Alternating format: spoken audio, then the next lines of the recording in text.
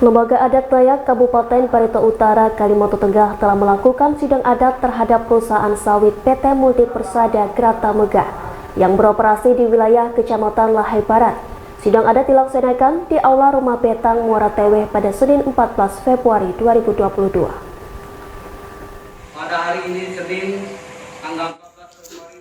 Sidang adat mengenai perampasan tanah adat serta pelecehan tanda adat dan lembaga adat Dayak. Dalam sidang Pandawa masing-masing diketuai oleh Lelo Bayuno SH. Perusahaan dianggap telah melecehkan adat dan melakukan pengrusakan tanda adat. Bahkan perusahaan juga melakukan pengrusakan hutan sehingga mengakibatkan hilangnya mata pencaharian warga. Hal yang meringankan perusahaan, memfasilitasi dan belum pernah dihukum adat. Dewan Adat Dayak juga menjadwalkan pada Kamis 17 Februari sidang lanjutan. Dalam sidang nanti, perusahaan dapat menghadirkan sejumlah saksi yang meringankan. Baru saja mengikuti proses persidangan adat pada sore hari ini. Ini merupakan rangkaian dari proses yang sudah lama sejak awal Januari sampai dengan hari ini baru dilakukan proses persidangan. Sidang berikutnya hari Kamis pada tanggal 17.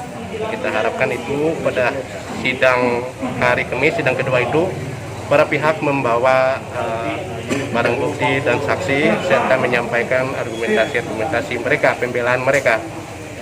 Secara adat proses ini telah benar dan kita harapkan semua warga mentaati proses peradilan ini.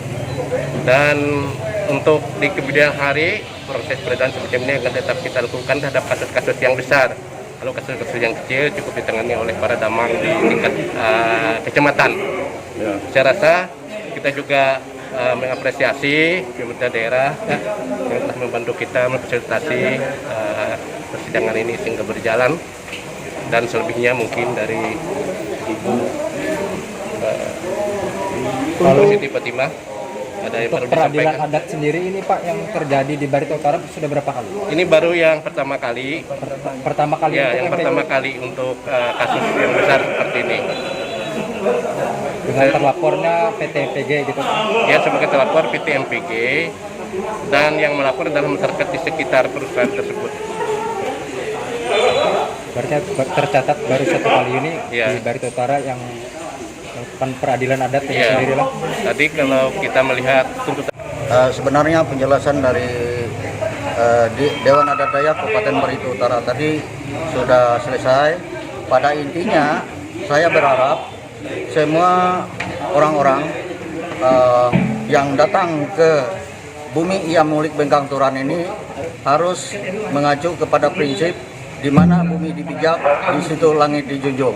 Jadi harus menghargai adat istiadat dan menghargai masyarakat adat dan lembaga adat yang ada khususnya di Kabupaten Barito Utara ini. Tujuannya bukan untuk dibuat main-main.